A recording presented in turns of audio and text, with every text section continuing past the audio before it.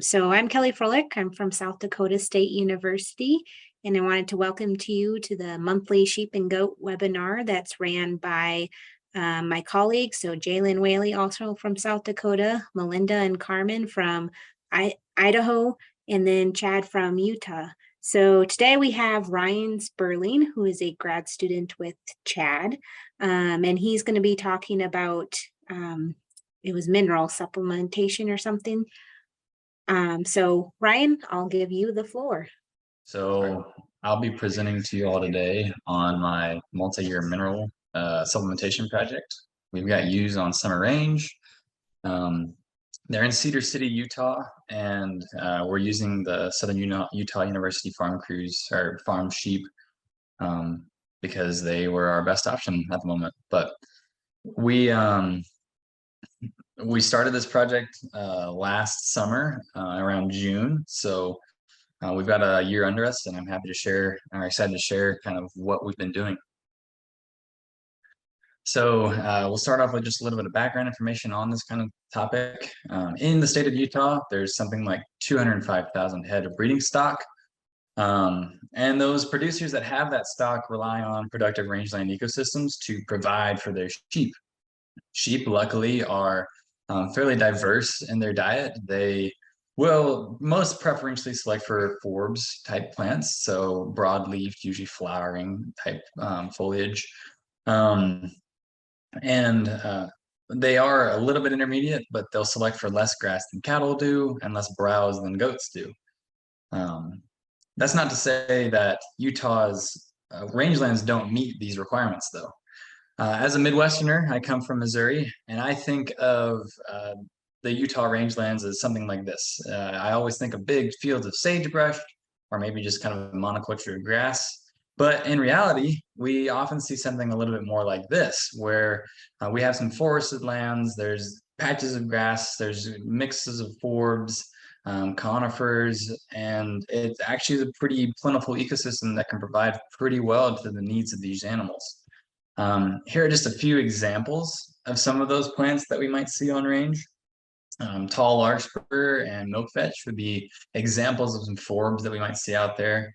Snowberry is a shrub type plant that is preferential for sheep. They actually tend to like it quite a bit, was what we found. A couple grass types that are a little bit more unique to Utah are some of our mountain brome. You can't ever seem to escape brome no matter where you go, but it is a little bit more of a native type brome. And then some needle and thread grasses as well. And then one of the more palatable trees that we see often is our quaking aspen stands.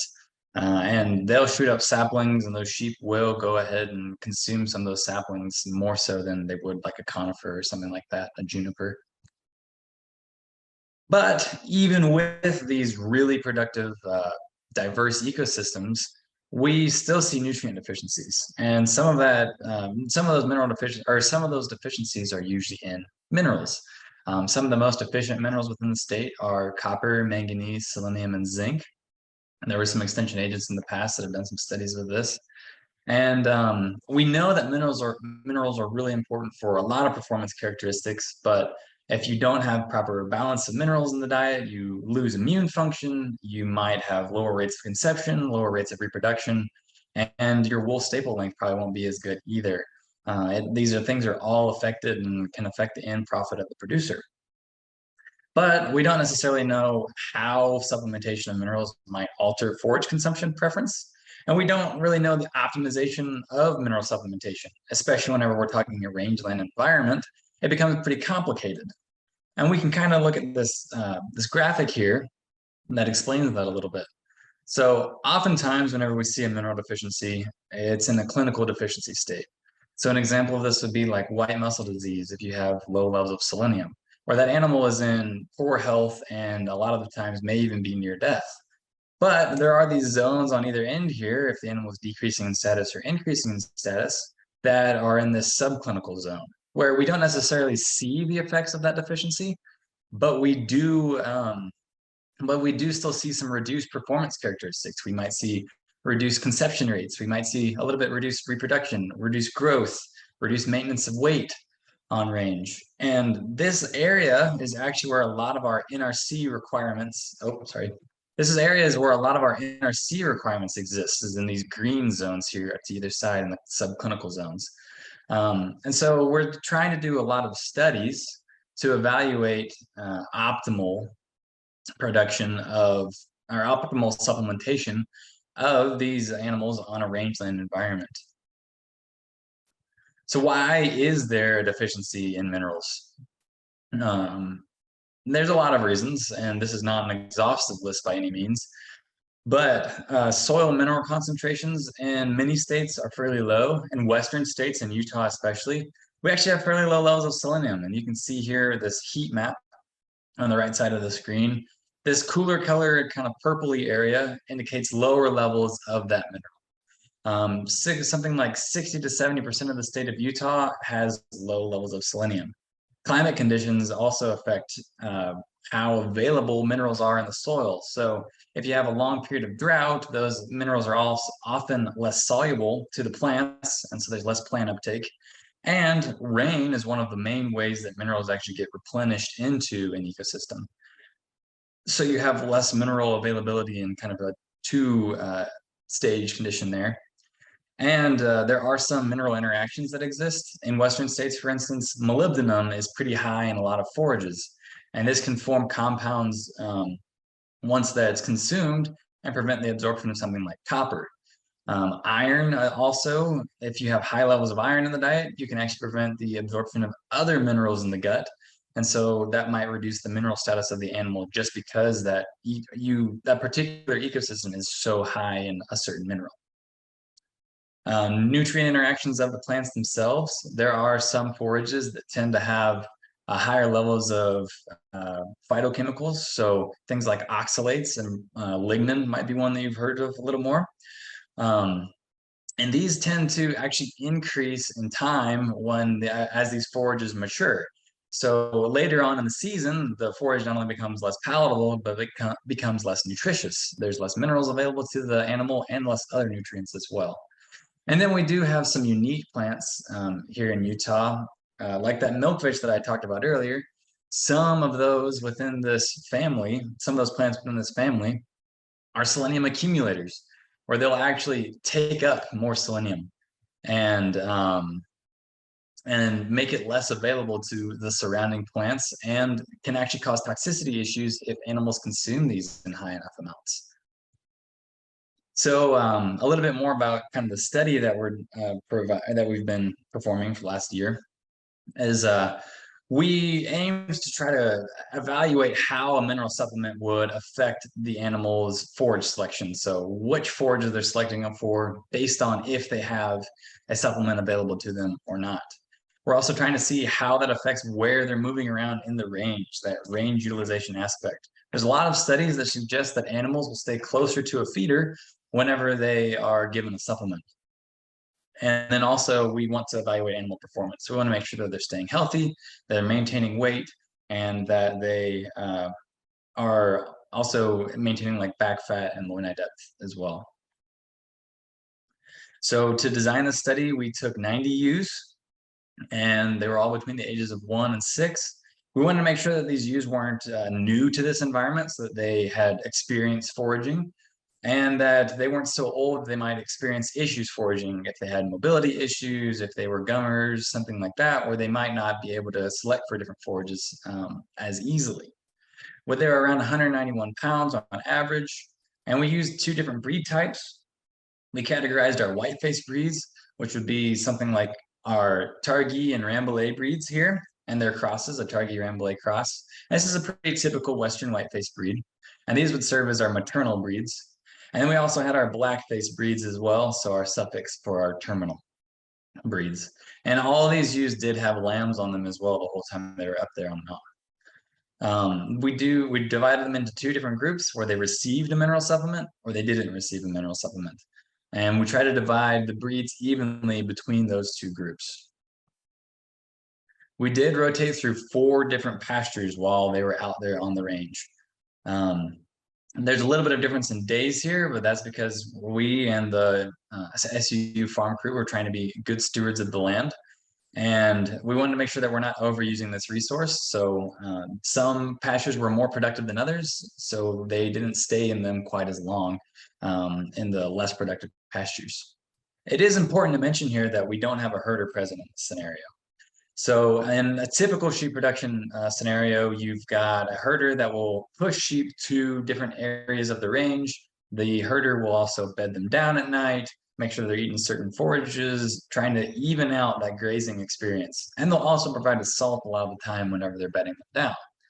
In this case, these animals are purely doing what sheep do. The preference and forage selection that I'll be showing you later is based purely off of their instinct and their own will, not anything human related at all. We had a 116 days study this time around. We collected blood, back fat, loin depth, and liver samples, as well as weights at each time, weights throughout. And then we also collected some fecal samples and some forage samples whenever we were on pasture.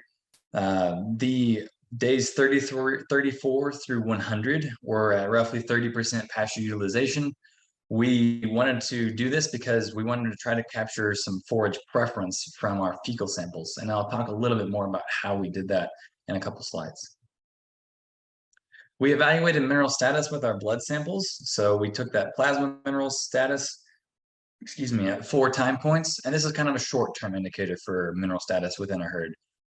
It tells us this short fluctuation that we might see based on their intake from the feeder or lack of intake from the feeder. And then we did take some liver biopsies on a smaller set of ewes at the beginning and the end of the trial to try to evaluate long-term mineral status, because the liver is one of the main storage organs for a lot of minerals. We used a CELOC Smart Feed Pro on a solar-powered trailer to supplement these animals with feed. So these ewes would be able to stick their head into this feeder, and if they were registered correctly, their EID would register, and it would allow them to push the gate down here, and they could start consuming out of it. And the feeder would then measure the amount of weight that's displaced, so we can measure the exact intake, and then it also measures the amount of time that animal has its head stuck into the feeder.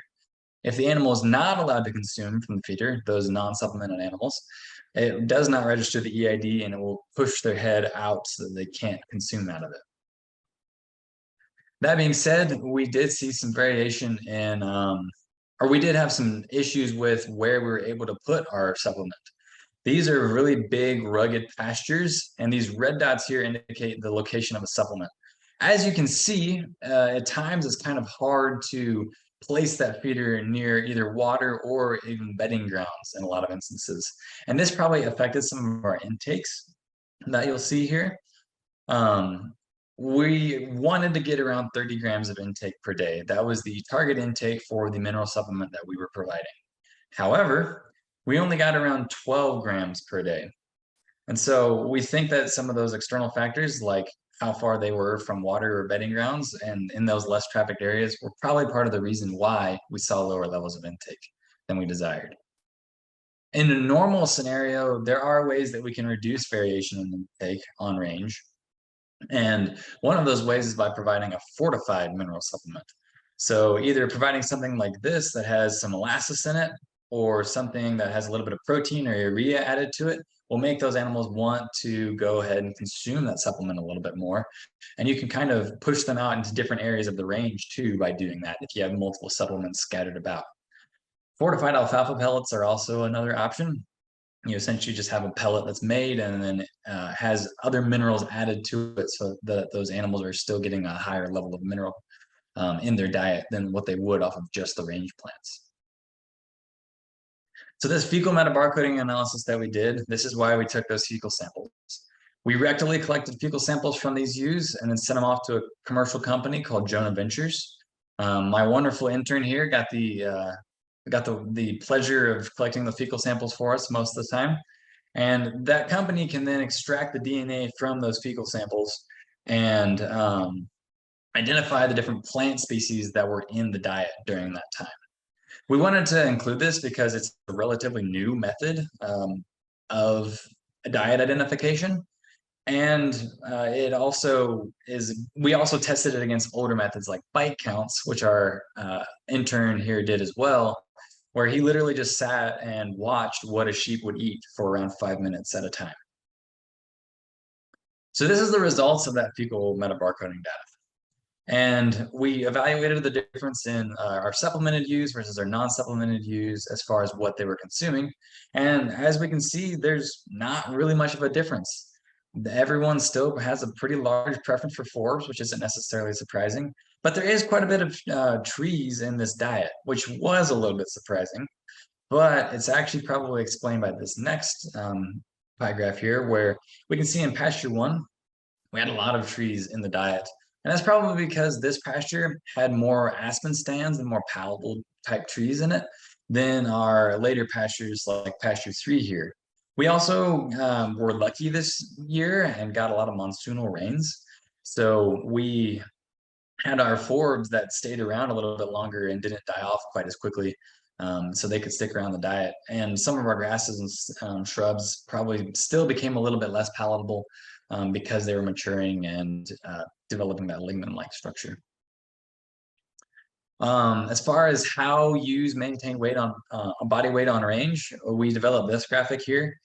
I'll orient you to it just a little bit. So this one here would indicate that the ewes are 100% of their initial body weight. So day 0 was the first day that we collected a weight, and then we did every other time point relative to each other from there. So if the if the line goes above 1, that means that the animal's gained a little bit of weight. If it goes below a 1, that means the animal's lost a little bit of weight. And as we can see, by the end of the study, we did end up having an overall loss by just a little bit, but not necessarily more than what was expected. And as cool as this is, we have the supplement that maintained more body weight. It was only around 1% more body weight than our non-supplemented group. So realistically, they didn't maintain that much more body weight. And we're thinking that there's other factors that might have influenced this a little bit too, that I'll talk about a little bit later. For our back fat and our loin eye depth measures, we collected this via ultrasound.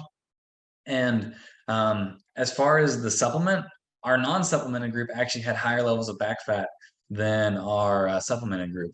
We're not exactly sure what the reason for this is, but it could be that that particular group had fewer lambs per ewe, so lower rates of twins and triplets than our supplemented group, which would mean that they're probably having to draw less from their fat storage because they're producing a little bit less milk and don't need as much energy in their diet or in their to produce that milk. As far as a breed difference, we did see a difference in loin eye depth for our blackface animals. They tended to have a higher loin eye depth. However, this isn't necessarily super surprising because these are a terminal type breed. They're going to naturally have a little bit higher degree of muscling. So we weren't like super surprised by this result. Some conclusions that we can draw from this. Mineral supplementation, it doesn't necessarily appear to help with maintenance of body weight. I still definitely think that it's necessary, but maybe there's a better way that we could be doing it. There is a low amount of intake from the feeders, so other factors might be in play. And again, those lambs, we don't have that data to run against some of these other intake values or some of these other weight loss values and back fat and loin eye depth values. So we don't necessarily know if that was a factor that was affecting their maintenance and performance in this project. And we didn't see that a mineral supplement affected dietary selection to a large extent, at least. We hope that this research will be able to provide producers within the state sound advice on how to best supplement minerals. What we're finding is maybe it's not necessary. Maybe the animals don't go to it as much. Maybe it's not practical to get it to certain locations.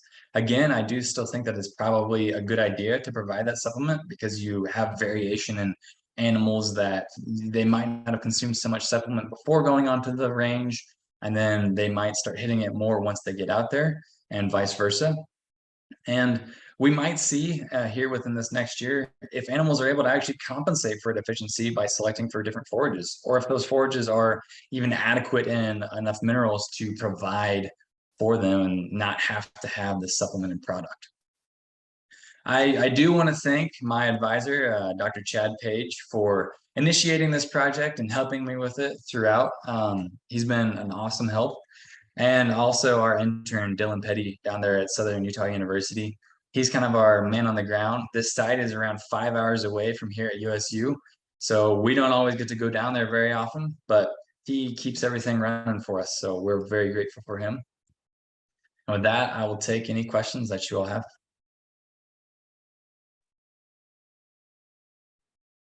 Thank you, Ryan. That was very informative of your research. Always good to hear what other people are doing.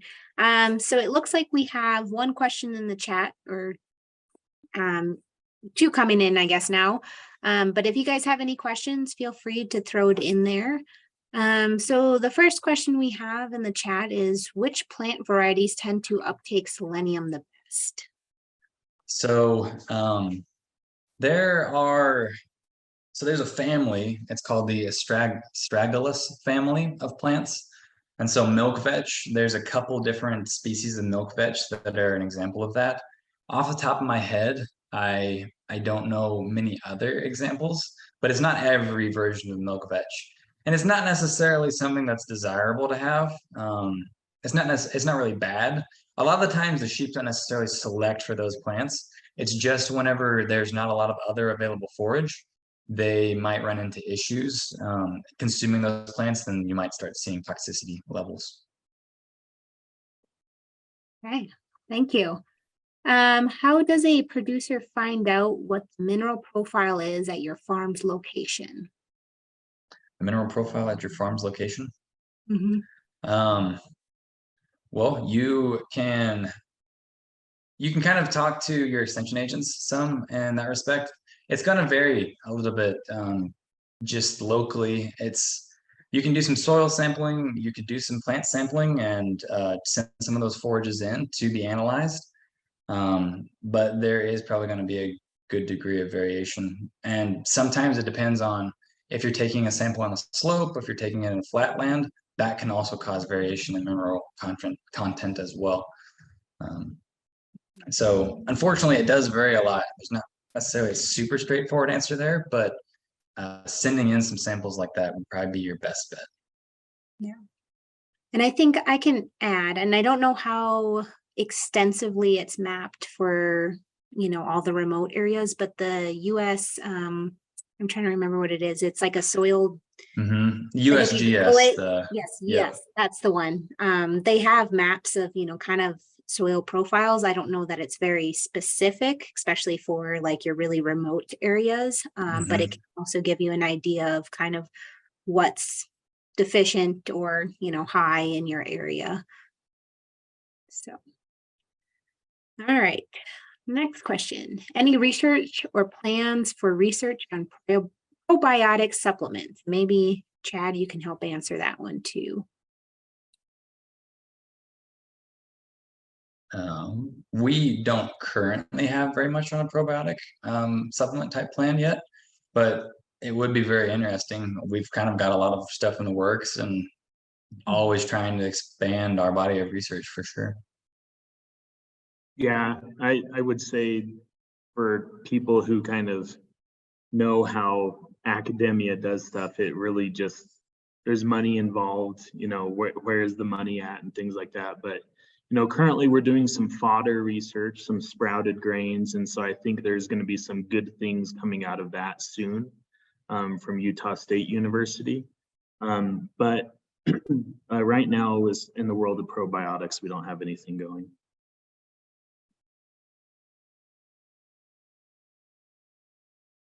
All right. How long does mineral remain in the sheep system, or how often do we need to give mineral if we're injecting or giving it orally? So that's a great question. And the answer, unfortunately, is it depends a little bit. Some minerals don't last super long in the system, like manganese, for instance, is pretty much just, it gets used as it's needed. And then a lot of the times it gets removed from the system. Others can stay for a month or two, depending on storage. Iron can stick around for a little while in the liver. Copper is one of those that sticks around pretty heavy in a lot of ruminant species. And there is a little bit of difference as far as injection or oral dosage. A lot of the time, I think that the oral mineral will stick longer with the animal because it goes through some of more of those regulatory mechanisms, versus an injectable, which usually vacates the system a little bit faster, bypasses some of those mechanisms that might keep it around for a little bit longer. I don't know if that answers your question. Yeah. Somebody asked the question, was your supplement only mineral, or was there energy and protein in there too? It is only a mineral supplement, so it's just a commercial mix of two readily available minerals, and that's all it is. Yep, there's no energy or protein in that one.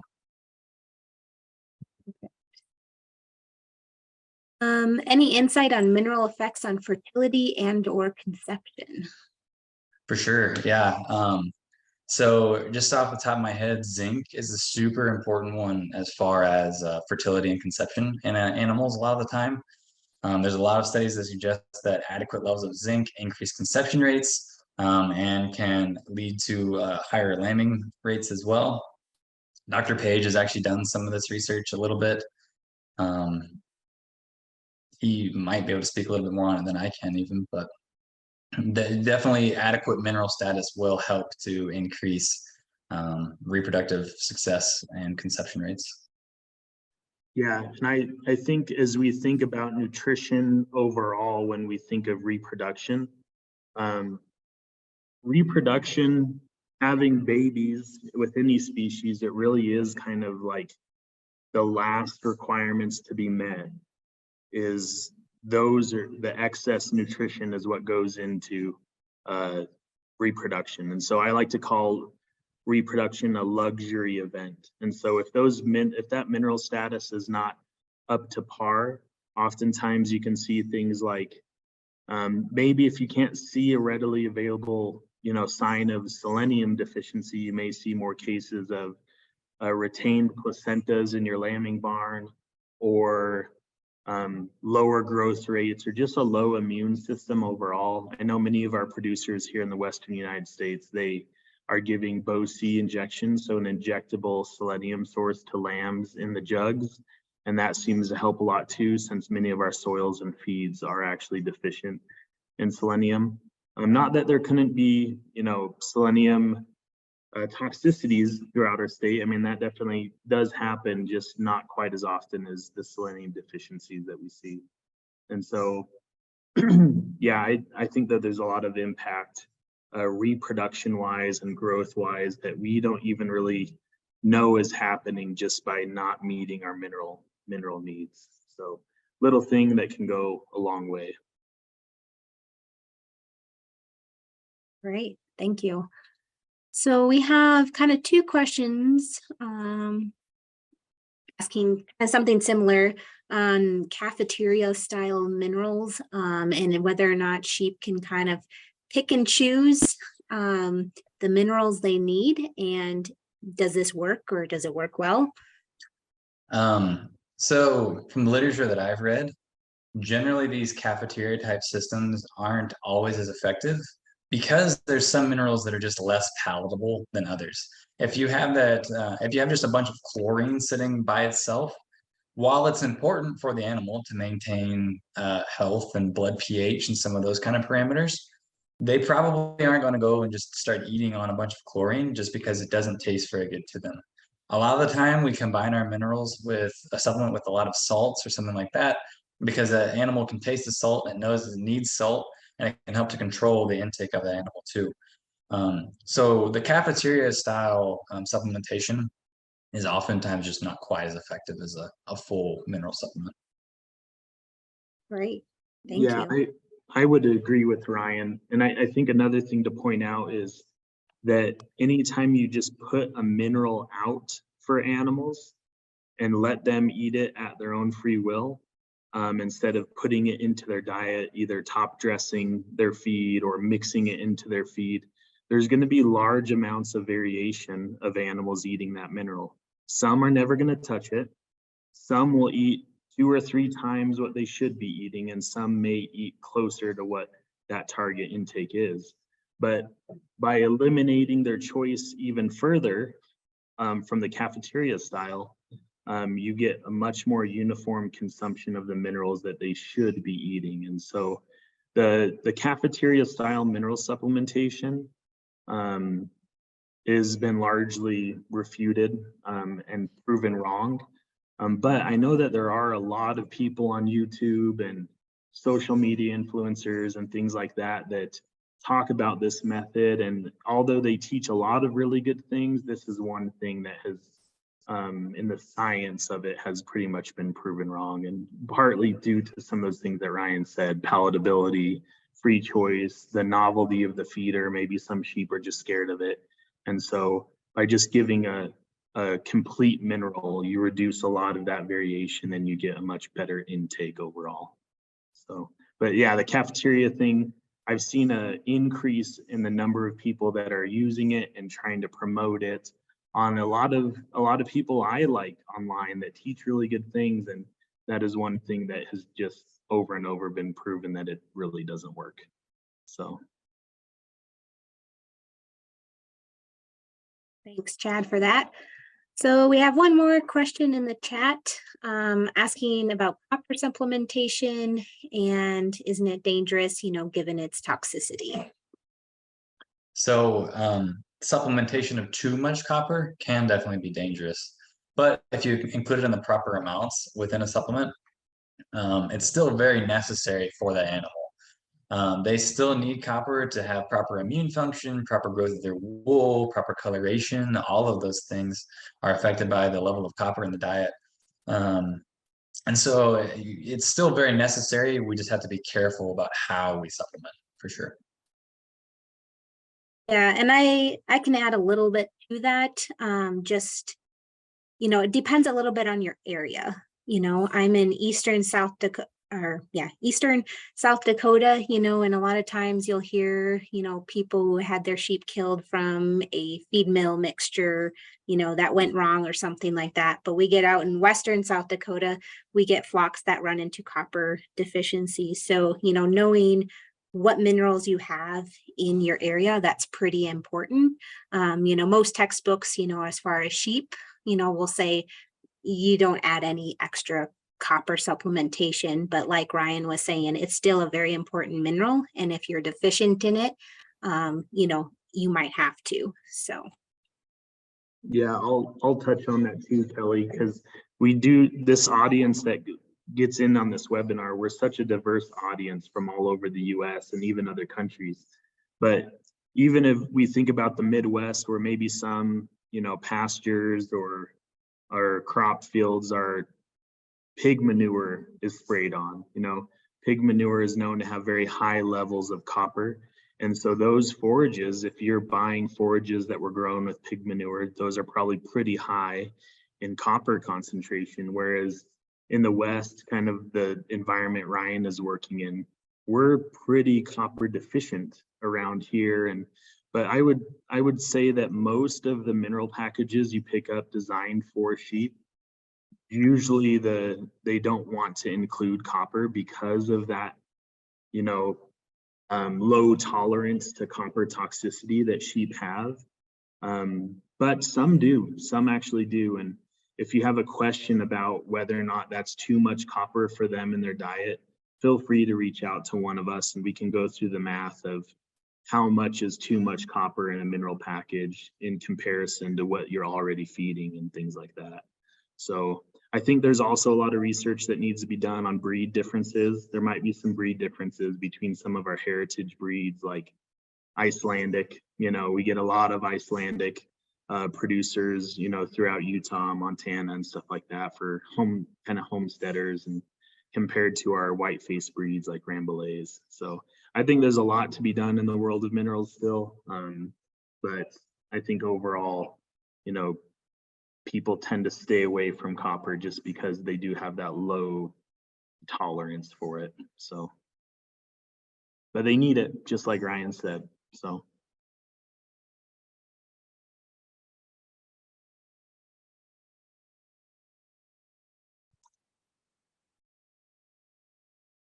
Well, is there Oh, one more popped up. So how do you find out if you need copper in your area? This is a good place to bring in your extension agents all the time. They will have probably pretty sound advice on that. You can also use that tool, like Kelly was saying, the USGS tool, to see kind of areas that are a little bit more locally deficient or regionally deficient in copper as well. But definitely consulting with your extension agents would probably be one of the better tools for that. Yeah, I would say the best thing to do, kind of like one of the first questions that was asked, how do I know what levels of mineral are in my area or on my ranch? Send off your feed samples, whatever your sheep are eating, whether they're eating that out of a pasture, maybe you're doing rotational grazing, or if they're out on rangeland, or if you're just feeding bales of hay. Send off feed samples, get an idea of what they're eating and the mineral content of that, and specifically ask for certain minerals if those are the ones you're concerned about. And if when those results come back, then you can kind of take some estimates on what the requirements are and if you're meeting those requirements or not. So, but that's the best way to do it, is analyze the actual feed that they're looking at. Even the mineral, that's in the soil is not always directly related to what's in the plants. Kind of like Ryan said, some plants will accumulate selenium, and then some plants may not accumulate it as well. And so even if you just test what they're eating, that is the best way to know what they're getting. So.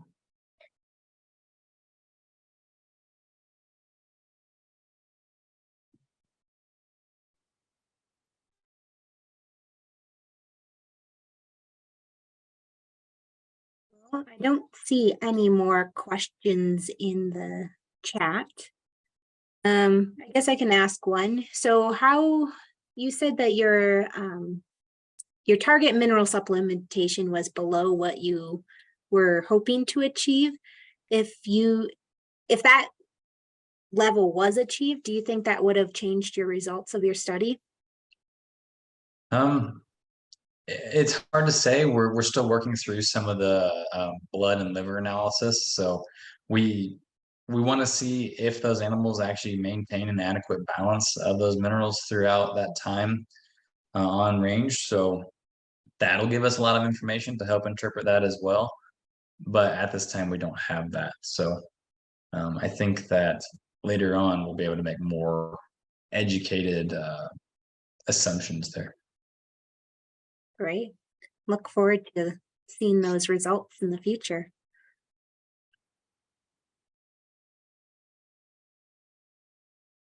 I guess there's an question on, would a good FAMACHA score help indicate a decent level of copper? I honestly don't know. FAMACHA is more related to just anemia overall. So it could be that you have like a copper or an iron deficiency, or it could be that you have parasitism. It's not necessarily an indicator of copper deficiency, though. It's more related to the parasite load.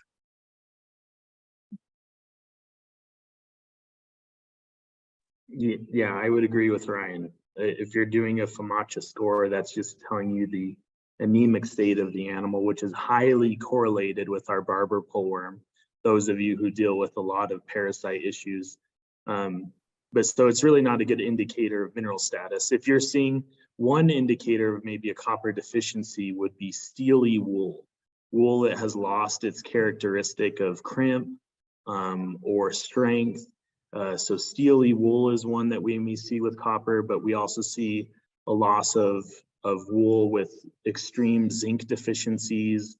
Stops the keratinization process of wool. And so there's a lot of other things that you may see in extreme deficiencies, but FAMACHA is, we use that specifically for that barber poleworm. And so kind of two different things there.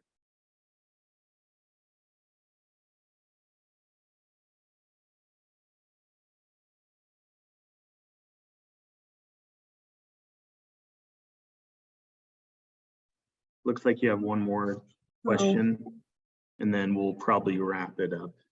Okay, so there's a question on, have you tested conventional and organic foods for diets? We have not. So this particular study is just range study, as just a range study. So um, it will be more of like a natural growth plant type scenario. So maybe more on the organic side, but probably it's not technically an organic operation. I don't know if that answers your question.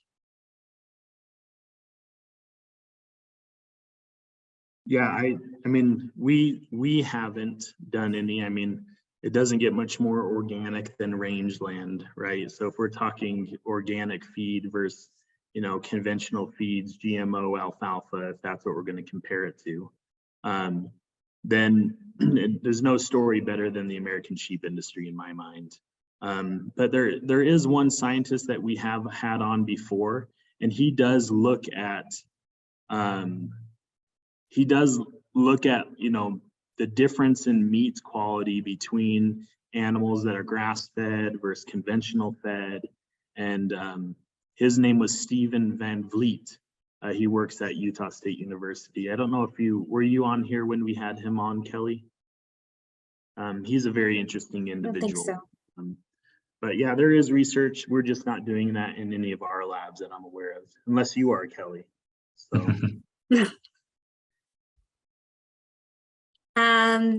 We have one last question, and then we'll wrap it up. What is the best, cheapest way to test a flock for mineral deficiency? Mineral deficiency overall. So there are kind of a lot of ways to test for mineral deficiency. As far as cheapness, you could send in some blood samples or something like that, or even some liver samples. If you just do a subset of animals with some liver, but that would probably be a little bit more difficult to get a hold of. Blood would maybe be the easiest indicator, although it's pretty transient. It can change quite a bit fairly quickly. But within a flock, blood is still a really good indicator of mineral status. Yeah, and I would say that unless you're seeing issues, I would get your feed tested. And if you're supplying adequate mineral and you're giving a mineral package, I would just assume they are getting enough, unless you're seeing some clinical signs that your sheep are not getting enough or your goats are not getting enough mineral through some, some sheep deaths or some retained placentas or issues in the lambing barn, abortions. I mean, you think of all the different things that we run into, then I would start looking at it of, could this be a mineral deficiency? But it could be, an energy thing. It could be, there's a million other things that it could be. So working with closely, maybe with your veterinarian or a specialist to diagnose those things. But first, test your feed. Are you giving enough? And if so, then I would assume that those sheep are getting enough. And I wouldn't take the time to test blood or anything else. I mean, leave that to, the scientists that we do all this weird stuff so you guys don't have to, in my mind. So.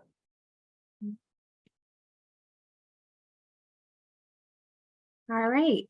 Well, Ryan, thank you very much for joining this month. It was really great to hear about your research and what you're doing. And we look forward to hearing about your, other data once you finish analyzing and testing and all of that sort of thing. So thank you for everyone who joined us today. We look forward to having you next month.